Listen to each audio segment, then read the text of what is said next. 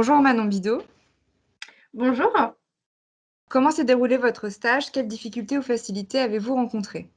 J'ai fait mon stage dans un cabinet rural qui est situé à Aumale. J'ai fait le choix de ne pas faire mon stage dans le cabinet dans lequel j'avais passé mon DSCG et ça a été une très très bonne expérience. J'ai commencé mon stage au 1er janvier. Pendant les 6 premiers mois, il ne s'est pas passé grand-chose puisque les formations elles commencent en septembre. Mais du coup, après, ça s'enchaîne très vite. Ce que j'ai beaucoup apprécié, c'est qu'au début de mon intégration au cabinet, on m'a confié des responsabilités et dans des domaines variés. Certes, la comptabilité, mais aussi la communication, le management, la facturation du cabinet et du coup, la qualité du cabinet, puisqu'on est cabinet certifié ISO 9001 et que je suis responsable qualité du cabinet. Finalement, j'ai pas eu de grandes difficultés à proprement parler. C'est vraiment du plaisir d'apprendre tous les jours parce qu'aujourd'hui, je suis mémorialiste depuis le 31 décembre 2020 et je continue à en apprendre tous les jours et c'est ce que j'aime beaucoup dans ce métier.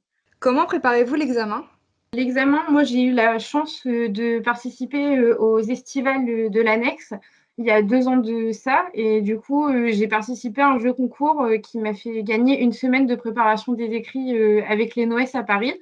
C'est vraiment une formation que je recommande puisque c'est tous les trucs et astuces et toute la documentation pour réussir les épreuves écrites. Ensuite, j'ai participé aux réunions d'information qui sont organisées par l'annexe. J'ai fait tout au long de ces 3 années les séances de préparation à la déontologie qui sont plutôt sympas puisque en fait c'est des petits déjeuners qui sont organisés le samedi matin. Il y a un intervenant qui vient où on passe une épreuve blanche en fait et après on a la correction avec vraiment quelqu'un qui est spécialisé dans le domaine de la déontologie. Il répond à nos questions et qui nous en fait savoir plus finalement sur la gestion du cabinet.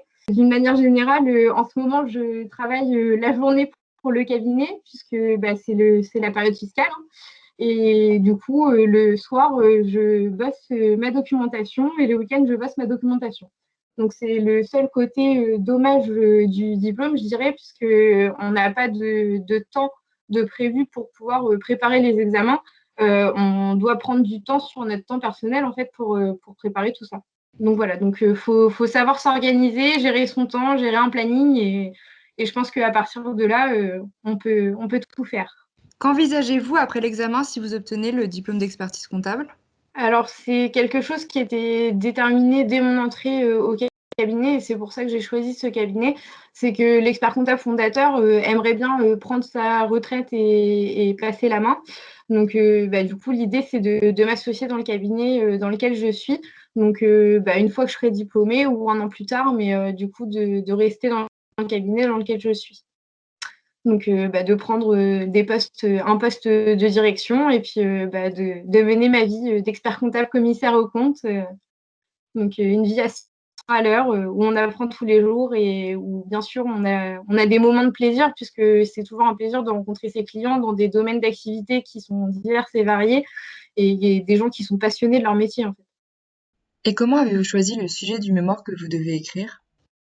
Alors le sujet, il est venu assez naturellement puisque je suis responsable qualité de mon cabinet. Il y a très peu de cabinets qui sont certifiés ISO 9001 et du coup, j'ai trouvé que c'était un sujet très intéressant puisque c'est une certification qui apporte énormément de choses au cabinet et qui est assez méconnue dans la profession. Sur le sujet de comment j'ai fait pour écrire mon mémoire, c'est là que c'est très intéressant et c'est le cas pour tous les mémoires. C'est que ça nous permet vraiment de rencontrer de nouvelles personnes, pouvoir échanger sur ces sujets et du coup devenir spécialiste d'un domaine.